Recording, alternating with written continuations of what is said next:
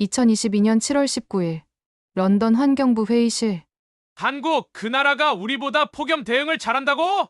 런던 환경부 회의실에서 흘러나온 코웃음에 저는 말문이 막혔습니다. 2022년 7월 19일 영국 역사상 처음으로 40.3도를 기록한 바로 그날이었죠. 기상청은 최초로 적색 극한기온 경보를 발령했고 정부는 국가 비상사태를 선포했습니다. 그들은 여전히 확신에 차 있었습니다. 존슨 박사, 현실을 봐야죠. 환경부 극한기후대응팀장 마이클 톰슨이 여유롭게 말했어요. 우리 영국이야말로 선진 의료 시스템의 본고장이잖아요. NHS도 있고 경험도 풍부하고 한국 같은 나라가 우리보다 체계적일 리 없어요.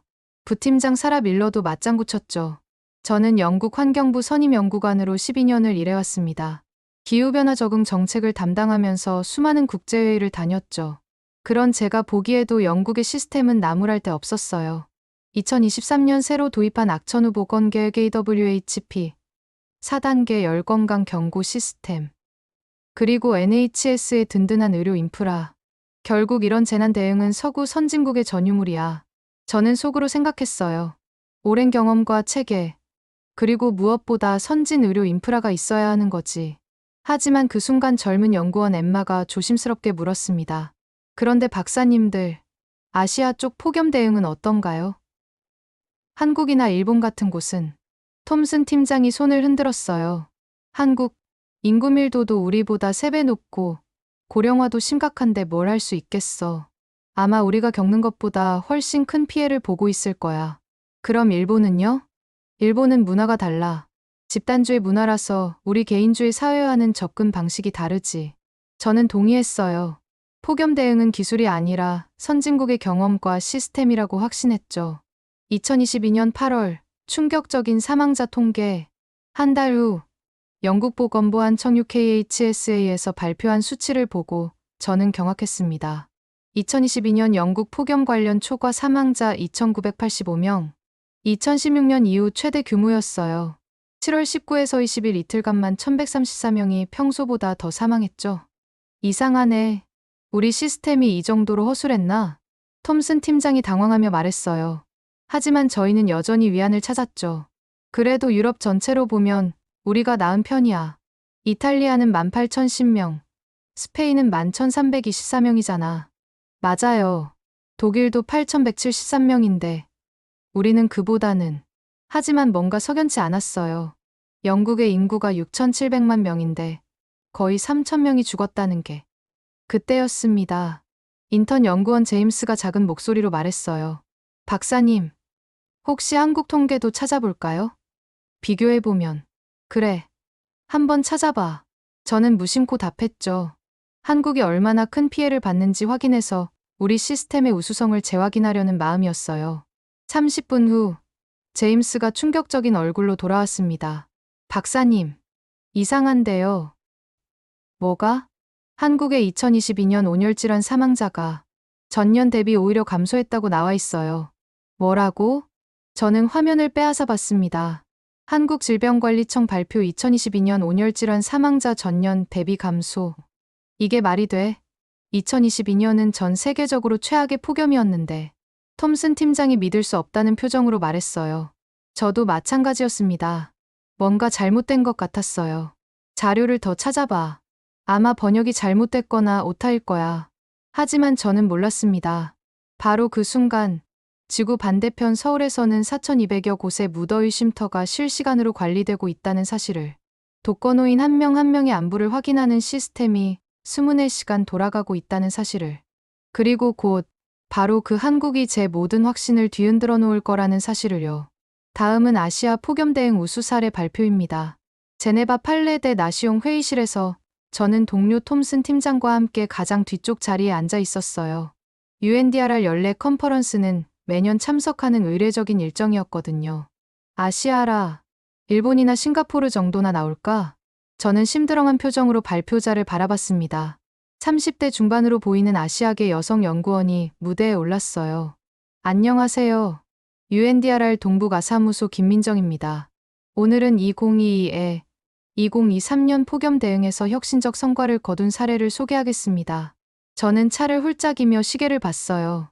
30분짜리 발표였는데 빨리 끝나기만을 바랐죠. 2022년 유럽에서 61,672명이 폭염으로 사망한 반면, 그래, 그거 우리도 아는 얘기야. 독일 8,173명, 이탈리아 18,010명. 한국에서는 같은 해 체계적인 무더위 쉼터 시스템으로 취약계층 보호에 성공했습니다. 제 손이 멈췄어요. 한국은 전국 23,000여 곳의 무더위 쉼터를 실시간으로 관리하는 시스템을 운영하고 있습니다. 회의실이 조용해졌죠. 200여 명의 재난 전문가들이 모두 집중하기 시작했어요. 그 중에서도 서울시의 사례가 가장 혁신적입니다. 김민정 연구원이 PPT를 넘기자 화면에는 실시간 쉼터 현황 지도가 떴어요. 서울 전역에 빨간 점들이 촘촘히 찍혀 있었죠.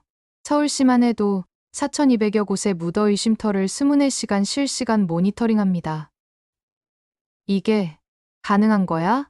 현재 운영 중인 쉼터는 초록색, 만원인 곳은 주황색, 점검 중인 곳은 빨간색으로 표시됩니다. 시민들은 스마트폰으로 즉시 확인 가능하죠.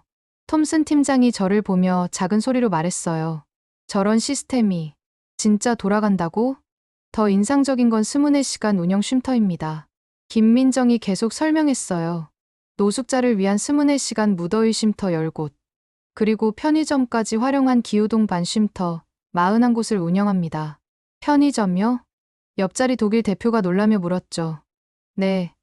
24시간 운영하는 편의점과 협약을 맺어 언제든지 냉난방을 피할 수 있도록 했습니다. 저는 입을 벌렸어요. 편의점을 쉼터로? 그런 발상을. 뿐만 아니라 케어 매니저 시스템으로 독거노인 3,000명을 개별 관리합니다. 개별 관리라니요?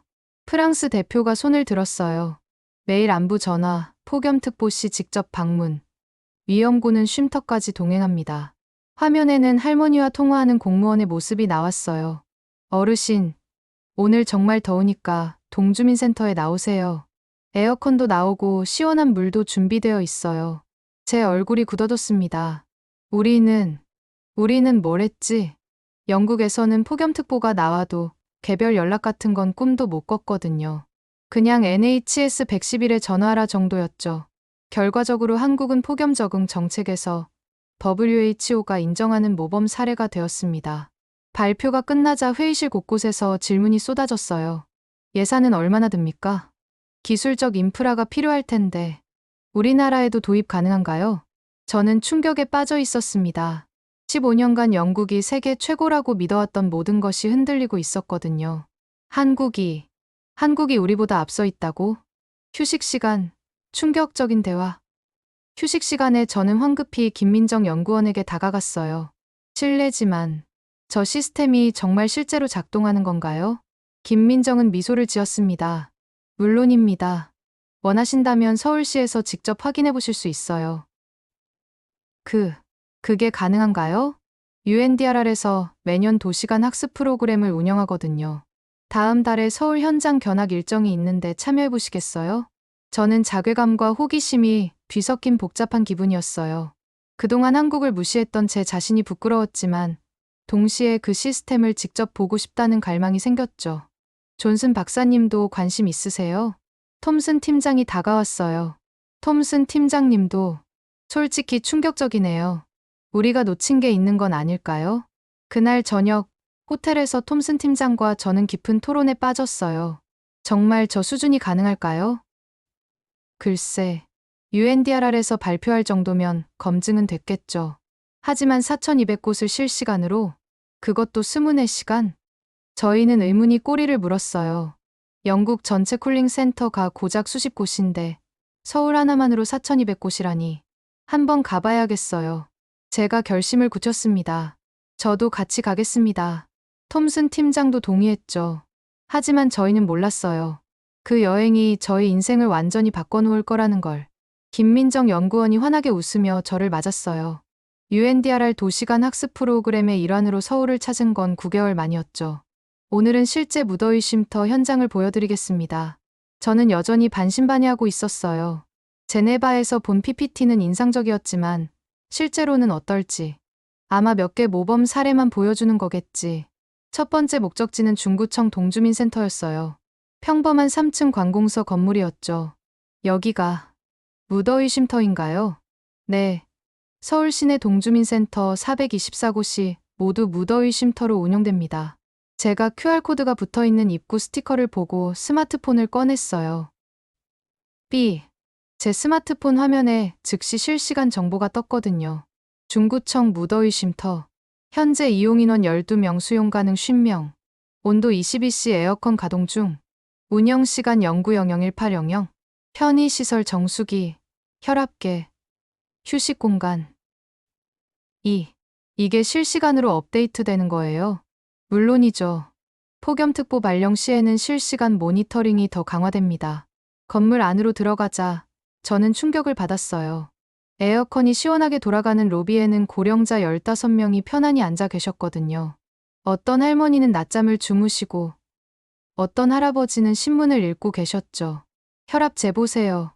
할머니. 간호사 자격증을 가진 주민센터 직원이 할머니의 혈압을 체크하고 있었어요. 아이고, 고마워요. 집에 있으면 너무 더워서. 저는 경외감에 빠졌습니다. 이게 정말 일상적으로 돌아가고 있구나. 두 번째 방문지 24시간 기후동반 쉼터. 김 연구원님, 이런 시설이 서울에 몇 곳이나 되나요? 4,200여 곳입니다. 동주민센터, 복지관, 도서관, 마트, 은행, 그리고 편의점까지 포함해서요. 4,200곳이요? 저는 계산기를 두드렸어요. 영국 전체 쿨링센터가 고작 수십 곳인데 서울시 하나만으로도 그 100배가 넘다니. 두 번째 목적지는 종로구의 편의점이었어요. 이게 바로 기후동반 쉼터입니다. 편의점 입구에 기후동반 쉼터 인증 플래카드가 붙어 있었어요. 24시간 언제든지 오실 수 있나요? 네. 편의점이니까 당연히 24시간이죠. 테이블과 의자가 있는 곳을 쉼터로 개방했습니다. 편의점 사장 박 씨가 나와서 설명했어요. 처음엔 걱정했는데 시에서 인센티브도 주고 지금은 정말 필요한 일이라고 생각해요. 어르신들이 더위 때문에 쓰러지는 걸 봤거든요. 저는 부끄러움을 느꼈어요. 영국에서는 노숙자나 저소득층을 위한 24시간 쉼터가 거의 없었거든요. 그냥 병원으로 가라고 할 뿐이었죠. 세 번째 방문지 실시간 모니터링 시스템. 마지막 방문지는 서울시청 상황실이었어요. 폭염특보 발령 시 이곳에서 전체 쉼터를 실시간 모니터링합니다. 거대한 스크린에는 서울시 전체 지도가 펼쳐져 있었어요. 수천 개의 점들이 초록색, 주황색, 빨간색으로 깜빡이고 있었죠. 각 자치구에서 매 시간마다 상황을 보고합니다. 만원인 곳이 있으면 근처 쉼터로 안내하고 문제가 생기면 즉시 대응하죠. 담당 공무원 이 과장이 실제 대응 사례를 보여줬어요. 어제 강남구 한경로당에서 에어컨이 고장났어요. 신고 접수 15분 만에 수리기사가 출동했고 그 사이 인근 복지관으로 어르신들을 모셔드렸죠. 15분이요? 네. 폭염특보 중에는 24시간 비상체제거든요. 저는 완전히 압도당했습니다. 이건 시스템이 아니라 예술 작품이야. 저녁, 호텔에서의 성찰, 하루 종일 본 것은 상상을 초월했어요. 4,200곳의 쉼터를 실시간 관리, QR코드 하나로 모든 정보 접근, 취약계층별 맞춤형 서비스, 24시간 대응 체계, 예방적 모니터링 시스템. 저녁, 호텔 방에서 저는 깊은 반성에 빠졌어요. 15년간 내가 알던 건 뭐였을까? 영국이 최고라고 자만하는 동안 한국은 이미 다른 차원에 가 있었구나. 저는 노트북을 열고 긴급 보고서를 쓰기 시작했어요. 서울시 무더위 쉼터 시스템, 영국이 배워야 할 혁신 모델, 주요 내용, 실시간 모니터링의 혁신성, 24시간 접근성 보장, 민관협력의 성공 사례, 예방 중심의 시스템 구축, 취약계층 맞춤형 케어. 이제 런던으로 돌아가서 모든 걸 바꿔야겠어. 하지만 과연 영국에서 이런 시스템이 받아들여질까? 우리의 관료주의와 예산 제약, 그리고 무엇보다 정부가 너무 개입한다는 시민들의 반발. 저는 걱정이 앞섰지만 동시에 희망도 느꼈어요. 한국이 해낸 일이라면 우리도 할 수 있을 거야. WHO의 2024년 글로벌 폭염 대응 보고서를 발표하겠습니다. 저는 런던 집에서 WHO 기자회견을 라이브로 시청하고 있었어요. 서울 방문 후 6개월이 지났는데 영국 내에서는 여전히 변화의 조짐이 보이지 않았거든요. WHO 사무총장 테드로스 아드하놈 게브레예수스가 연단에 섰어요. 기후변화로 인한 폭염이 전 세계적으로 심각해지고 있습니다. 하지만 오늘 우리는 희망적인 사례도 발견했습니다. 희망적인 사례? 저는 화면에 집중했어요. 2022년부터 2024년까지 3년간 대한민국은 폭염 대응에서 주목할 만한 성과를 거뒀습니다. 화면에 한국 국기와 함께 그래프가 나타났어요. 한국은 체계적인 무더위 쉼터 시스템을 통해 취약계층 보호에 성공했습니다. 특히 서울시의 사례는 전 세계 도시들의 모범이 되고 있죠. 제 심장이 뛰기 시작했어요. 이는 선진국 중에서도 매우 혁신적인 사례입니다. 같은 기간 유럽과 북미에서는 폭염 사망자가 지속적으로 증가했거든요. 기자 한 명이 손을 들었어요. 사무총장님, 한국의 비결이 무엇인가요? 바로 무더위 쉼터 시스템입니다. 한국은 폭염 대응 시스템을 선진국 중 유일하게 체계화한 사례입니다. 테드로스 사무총장이 자세히 설명하기 시작했어요. 전국 23,000여 곳의 쉼터가 실시간 네트워크로 연결되어 있고 예방 중심의 선제적 케어가 24시간 이뤄집니다. 특히 인상적인 건 취약계층 맞춤형 관리입니다. 독거노인 안부 확인, 편의점을 활용한 24시간 쉼터, 실시간 모니터링 시스템까지. 저는 전율을 느꼈어요. WHO 사무총장이 직접 한국 시스템을 설명하고 있어. 또 다른 기자가 질문했어요. 다른 나라들도 도입할 수 있을까요? 물론입니다. 사실 이미 몇몇 국가에서 벤치마킹을 시작했어요. 일본, 싱가포르, 그리고 유럽의 일부 도시들도 관심을 보이고 있습니다. 유럽의 일부 도시들, 저는 가슴이 터질 것 같았어요. WHO는 한국의 사례를 폭염 대응 글로벌 모범 사례로 권고할 계획입니다. 즉시 상사에게 보고 기자회견이 끝나자 저는 확신에 차서 톰슨 팀장에게 전화를 걸었어요. 팀장님, 지금 WHO 기자회견 보셨어요? 아니요. 무슨 일인가요? WHO 사무총장이 한국 무더위 쉼터 시스템을 글로벌 우수 사례라고 공식 발표했어요. 전화 너머로 침묵이 흘렀죠. 정말인가요? 지금 당장 WHO 홈페이지 들어가 보세요. 영상도 올라와 있을 거예요. 그럼 우리가 서울에서 본 게 이제 선택이 아니라 필수가 됐어요. WHO에서 권고하는 시스템을 우리가 거부할 이유가 있을까요? 저는 승리감을 느꼈어요. 그동안 예산 부족, 시민 반발, 문화적 차이 같은 핑계들이 모두 무너졌거든요. WHO라는 절대적 권위가 한국 시스템을 보증해준 거죠. 영국 의회 환경위원회의 움직임. 며칠 후 예상치 못한 소식이 들려왔어요. 영국 의회 환경감사위원회에서 폭염, 보건력과 지속가능한 냉각에 관한 긴급 보고서를 발표한다는 거였죠. 위원장 필립 던 의원이 기자회견에서 말했어요. 세계가 뜨거워지고 있고 올해 우리는 산업화? 이전 수준보다 1.5도 상승이라는 파리협정의 핵심 목표를 넘어설 수도 있습니다. 영국 여름의 기록적인 기온은 기후변화로 인한 것이며 건강과 복지에 심각한 위험을 초래합니다. 신속한 조치가 필요합니다. 예측에 따르면 조치를 취하지 않으면 영국에서 연간 1만 명의 폭염 관련 사망자가 발생할 수 있습니다. 1만 명. 저는 충격을 받았어요. 2022년 2,985명도 충격적이었는데 앞으로 1만 명까지 갈 수 있다니. 정부는 COP18에서 글로벌 냉각 서약에 서명했습니다. 2050년까지 냉각 관련 배출량을 68% 줄이겠다고 약속했죠. 이 보고서가 정부의 국가 냉각 행동 계획 수립에 도움이 되기를 희망합니다. 더욱 놀라운 건 이 의회 조사가 옥스퍼드 대학교 연구진에 의해 제안되었다는 사실이었어요. 라디카 코슬라 부교수와 니콜 미란다 박사가 옥스퍼드 마틴 미래 냉각 프로그램의 일환으로 이 문제를 제기한 거였죠. 영국 전역의 폭염 보건력 전략이 시급히 필요하다는 압도적인 증거 기반을 확인할 수 있었습니다. 미란다 박사가 말했어요.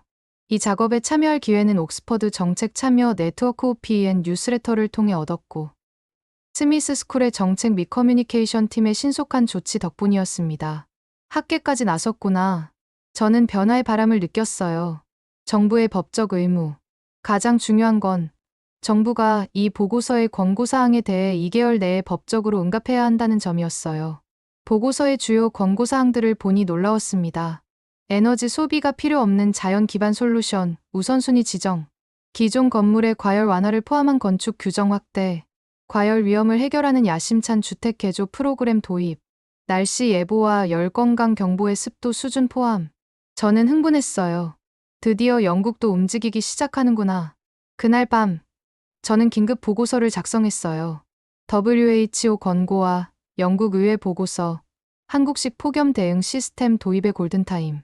핵심 내용, WHO의 공식 인정으로 한국 시스템의 국제적 권위 확보, 영국 의회의 긴급성 인식과 법적 대응 의무, 옥스퍼드 대학교 등 학계의 적극적 지원, 정부의 글로벌 냉각 서약 이행 필요성.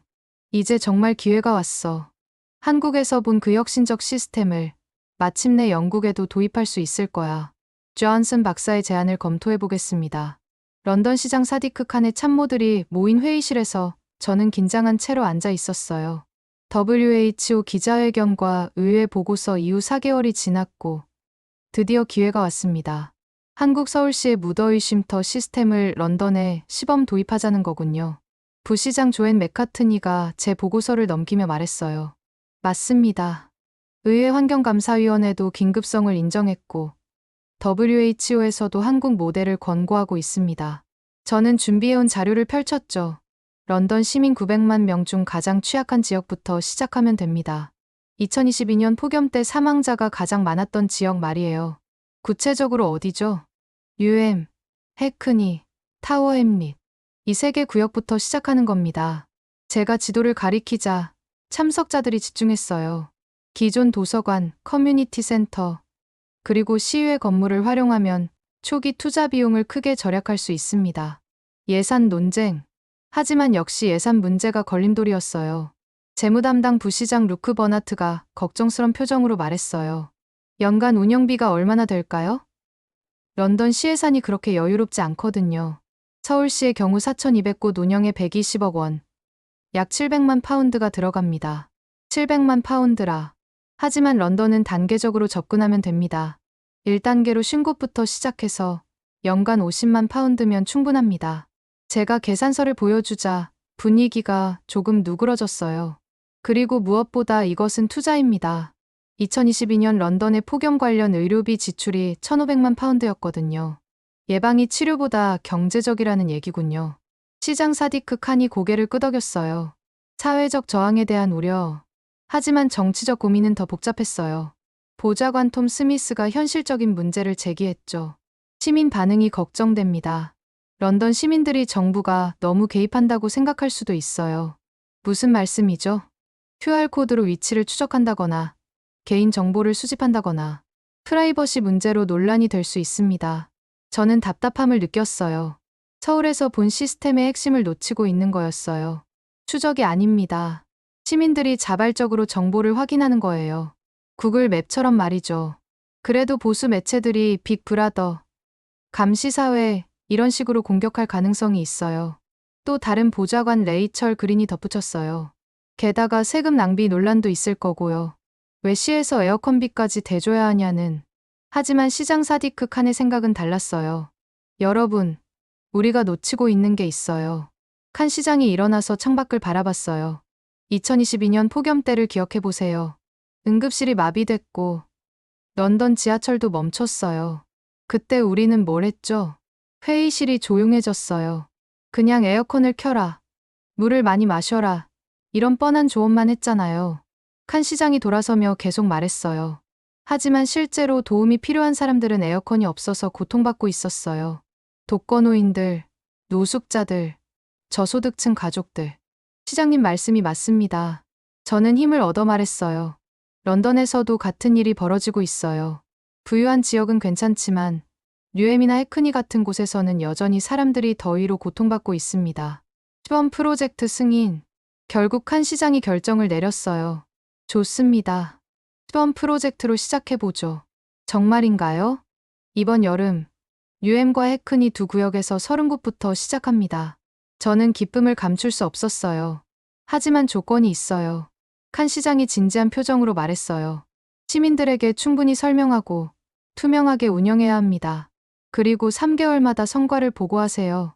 물론입니다. 또 하나, 한국 전문가들의 도움을 받으세요.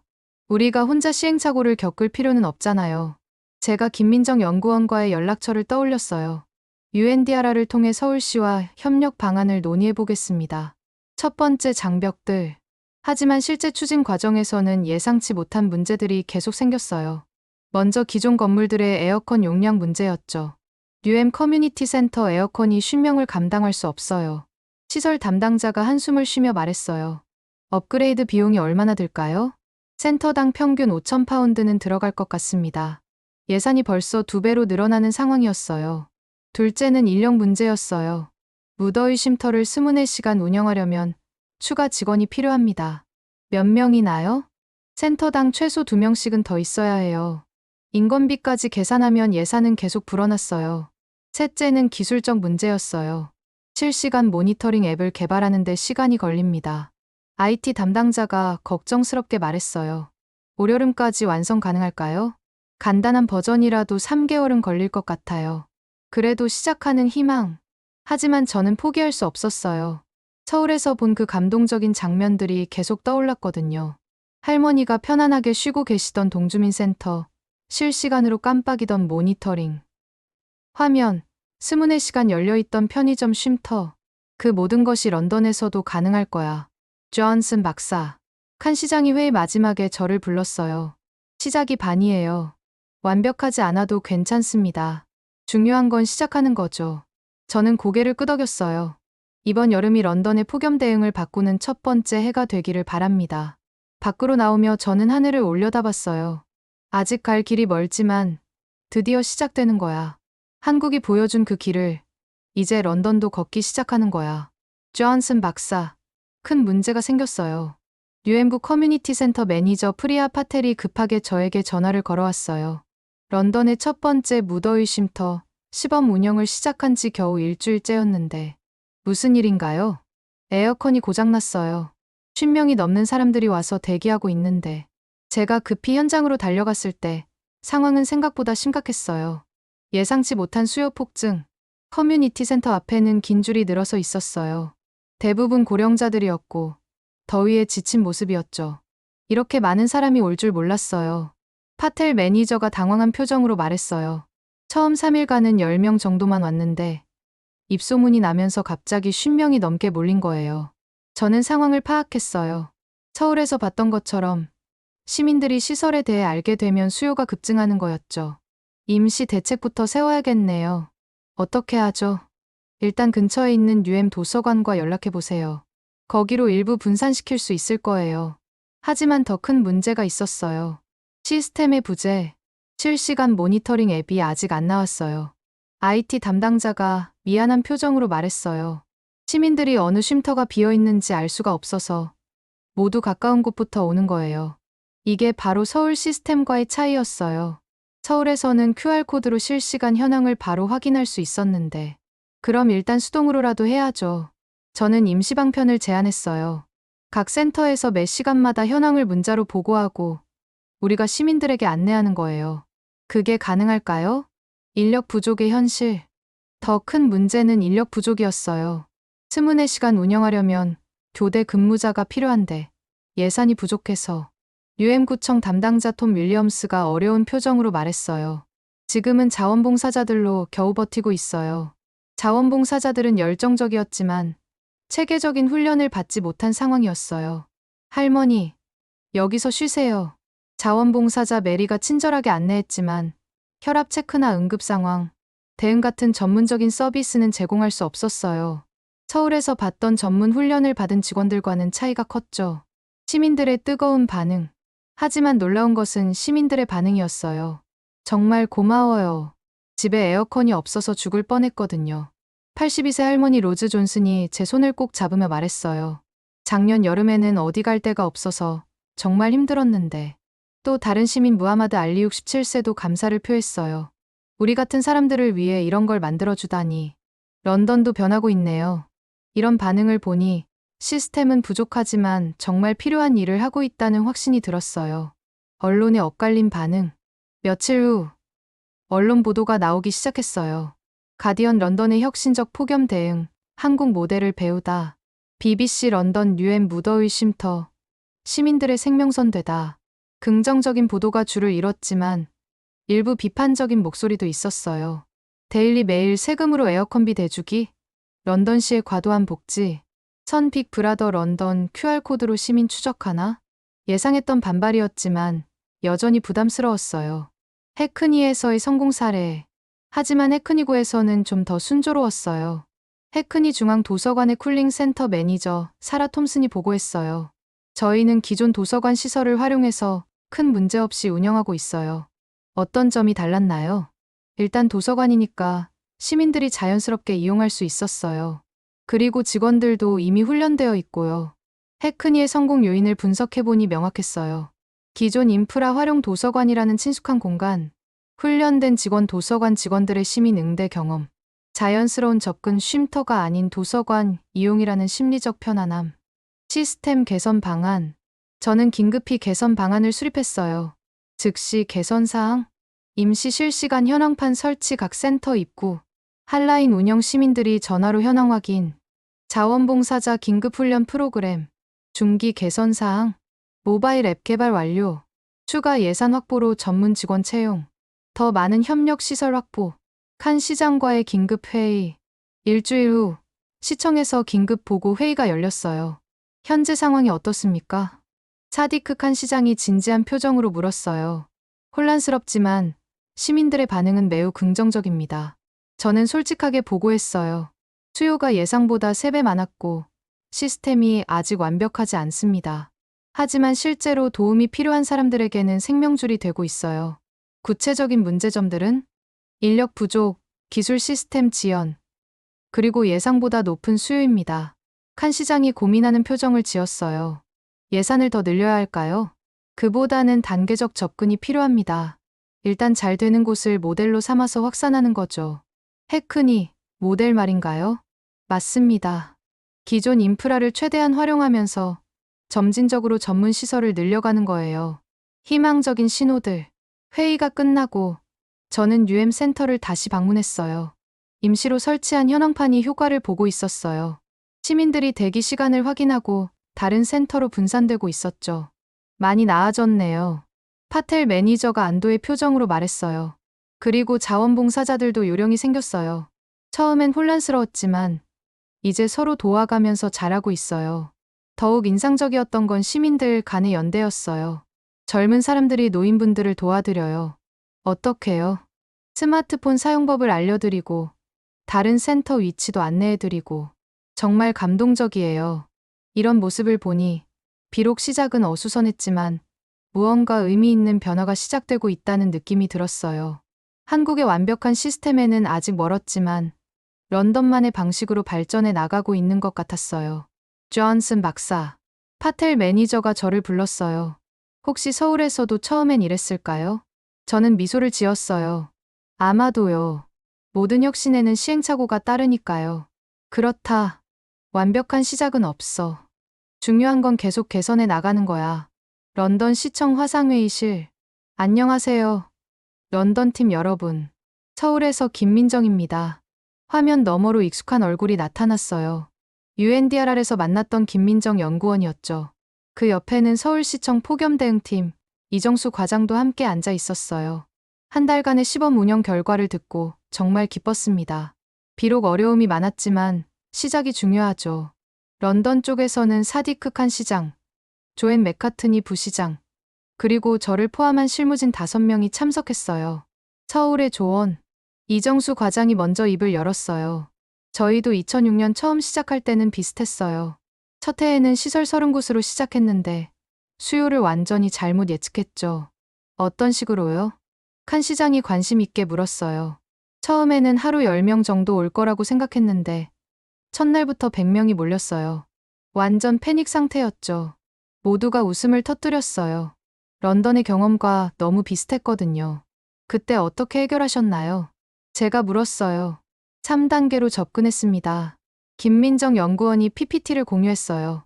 1단계 긴급 대응 1회, 3개월, 임시 현황판과 한라인 운영, 기존 시설 최대 활용, 자원봉사자 긴급 훈련, 2단계 체계화 3회, 1, 2개월, 실시간 모니터링 시스템 도입, 전문 인력 충원, 시민 홍보 확대, 3단계 확산 1회, 3년, 민간 협력 확대, 24시간 시스템 구축, 취약계층 맞춤 서비스. 런던이 지금 1단계를 잘 통과하고 있는 것 같아요. 런던만의 특성 이해하기. 그런데 한 가지 궁금한 게 있어요. 이정수 과장이 말했어요. 런던 시민들이 정부 서비스에 대해 어떻게 생각하시나요? 한국과 차이가 있을 것 같은데. 맥카트니 부시장이 답했어요. 솔직히 말하면 처음에는 정부가 너무 개입한다는 반응도 있었어요. 하지만 실제로 도움을 받은 시민들이 늘어나면서 인식이 바뀌고 있습니다. 그 부분이 중요해요. 김민정이 고개를 끄덕였어요. 서울에서도 처음엔 세금 낭비, 과잉 행정 같은 비판이 있었거든요. 하지만 생명을 구하는 실제 사례들이 나오면서 여론이 완전히 바뀌었어요. 성공 사례 공유. 이정수 과장이 구체적인 사례를 들려줬어요. 2018년 폭염 때 강남구에서 실제로 일어난 일이에요. 독거노인 박씨 78세가 에어컨 고장으로 위험에 처했는데 매일 하는 안부 전화에서 이상 신호를 포착했어요. 어떡해요? 평소보다 목소리가 약하고 말이 어눌했거든요. 즉시 직원이 방문했더니 탈수 증상이 심각한 상태였어요. 30분만 늦었어도 큰일 날 뻔했죠. 화상회의실이 조용해졌어요. 그분이 나중에 하신 말씀이 지금도 기억나요. 평생 혼자 살면서 이렇게 누군가 걱정해주는 걸 처음 받아봤다고 칸 시장이 감동한 표정으로 말했어요. 그런 이야기를 들으니 우리가 하고 있는 일의 의미가 더 명확해지네요. 런던형 모델의 방향성. 런던만의 강점도 있어요. 김민정이 격려했어요. 다문화 사회라는 특성을 잘 활용할 수 있을 것 같아요. 우리가 못 보는 부분들을 배울 수 있을 거예요. 저는 그동안 느꼈던 점을 공유했어요. 실제로 뉴엠에서는 방글라데시 공동체, 해크니에서는 터키 공동체가 자발적으로 도와주고 있어요. 이런 건 서울과는 다른 런던만의 자산이죠. 정말 흥미롭네요. 이정수 과장이 관심을 보였어요. 우리는 주로 관공서 중심으로 운영하는데 런던은 공동체 중심으로 발전할 수 있겠어요. 회의 후반부에서는 구체적인 협력 방안을 논의했어요. 서울시에서 런던팀에 기술 자문을 제공할 수 있어요. 김민정이 제안했어요.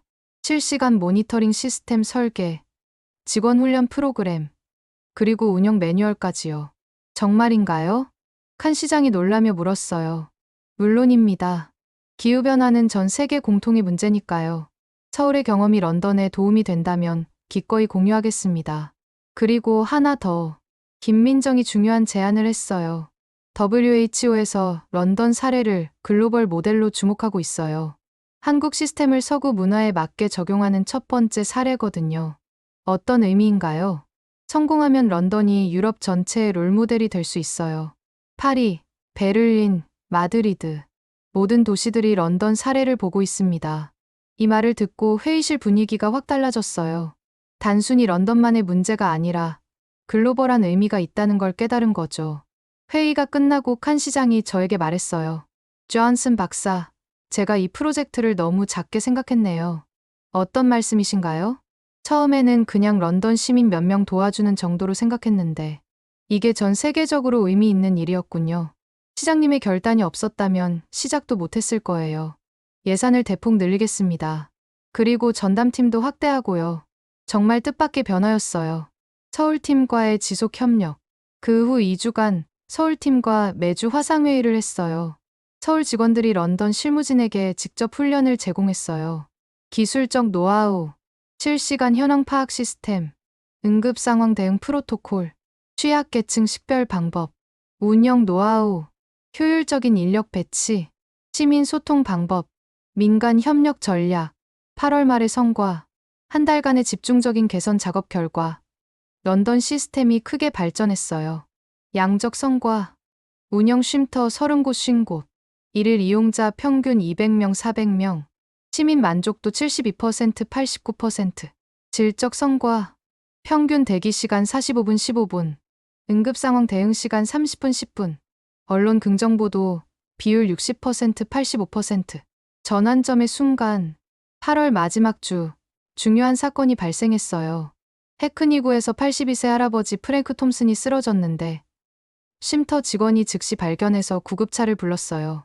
의사가 말하기를 30분만 늦었어도 위험했을 거라고 했죠. 이 사건이 BBC 뉴스에 보도되면서 여론이 완전히 바뀌었어요. BBC 뉴스 런던 무더위 쉼터 82세 할아버지 생명 구해, 가디언 한국에서 배운 시스템, 런던에서 꽃피우다.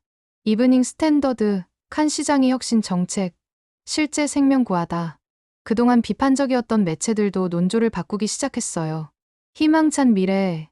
그날 밤, 저는 서울의 김민정에게 감사 메시지를 보냈어요. 정말 고맙습니다. 서울팀의 도움 없었다면 불가능했을 거예요. 곧 답장이 왔어요. 존슨 박사님이야말로 고생 많으셨어요. 런던이 보여준 건 단순히 기술을 복사하는 게 아니라 각 도시의 특성에 맞게 발전시키는 거더라고요. 서울도 많이 배웠습니다. 그렇다. 이제 런던만의 길을 찾아가고 있어. 한국에서 시작된 아이디어가 런던에서 새로운 모습으로 발전하고 있는 거야. 여름 시즌 마감 후 런던 시청 성과 보고회. 지난 여름 런던 무더위 쉼터의 성과를 발표하겠습니다. 사디크 칸 시장 앞에서 저는 첫 여름 시즌 성과를 정리한 보고서를 펼쳤어요.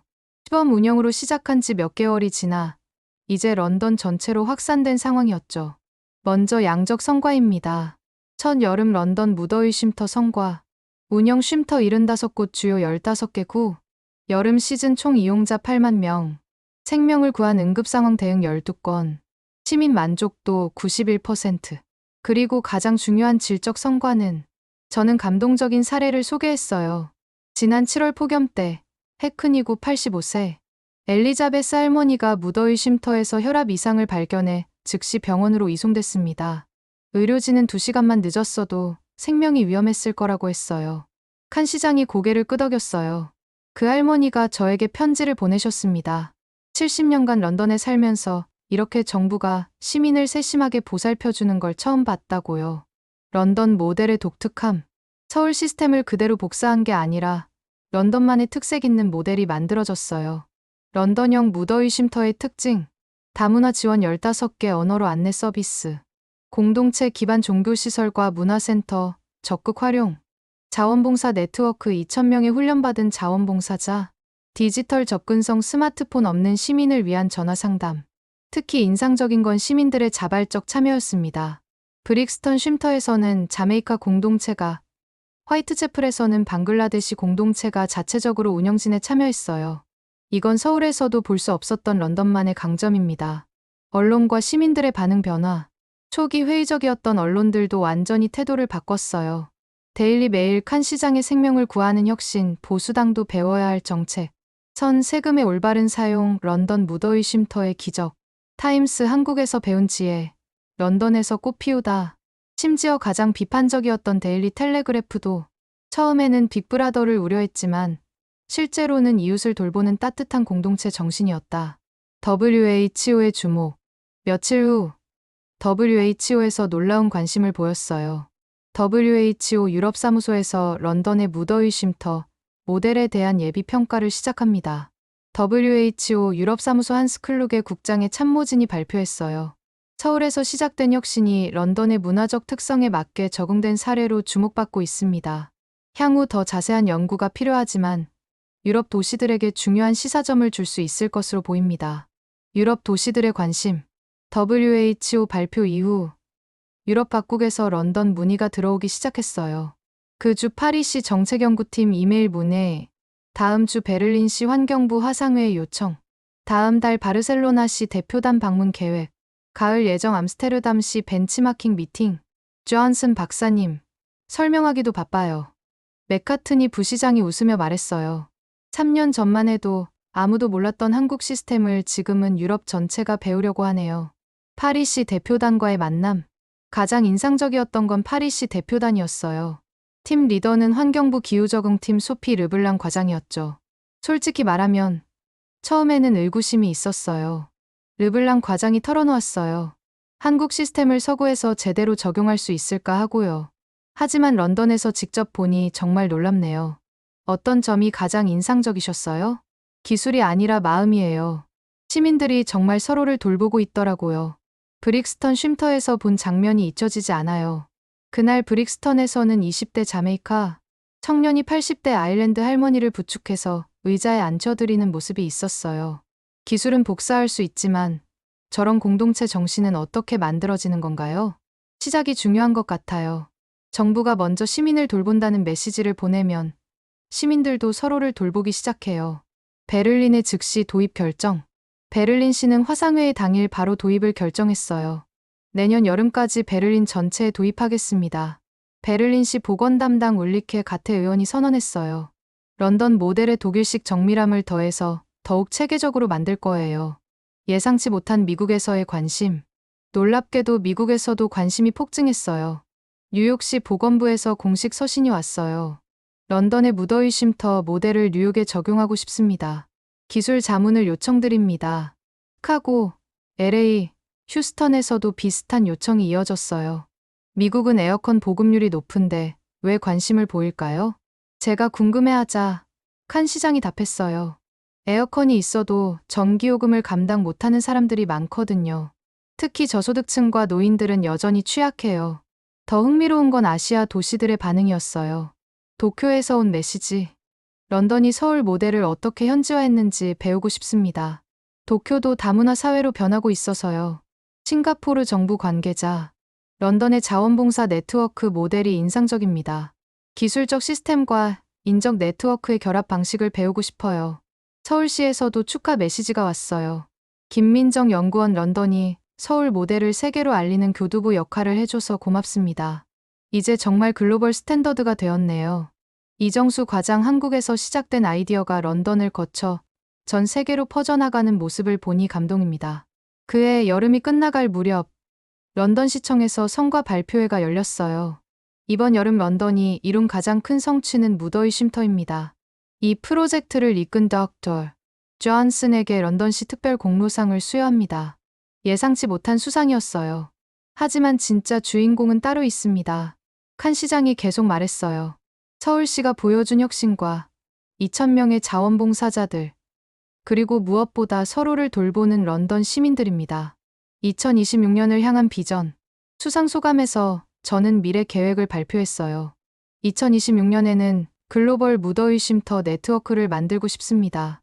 서울, 런던, 파리, 베를린, 뉴욕이 연결된 실시간 정보 공유 시스템이요. 기후변화는 전 지구적 문제니까 대응도 전 지구적이어야 해요. 박수가 쏟아졌어요. 그리고 이 모든 것이 가능했던 건 저는 무대에서 서울 방향을 바라보며 말했어요. 지구 반대편에서 시작된 작은 혁신 때문입니다. 한국이 보여준 건 기술이 아니라 사람을 향한 따뜻한 마음이었어요.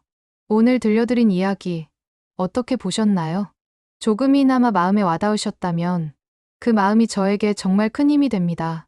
앞으로도 세상을 바라보는 새로운 시선, 놓치기 쉬운 소중한 이야기들을 전해드릴게요. 구독과 좋아요, 그리고 알림 설정까지 해주시면 더 좋은 이야기로 찾아뵐 수 있는 큰 응원이 됩니다. 늘 함께해 주셔서 감사합니다.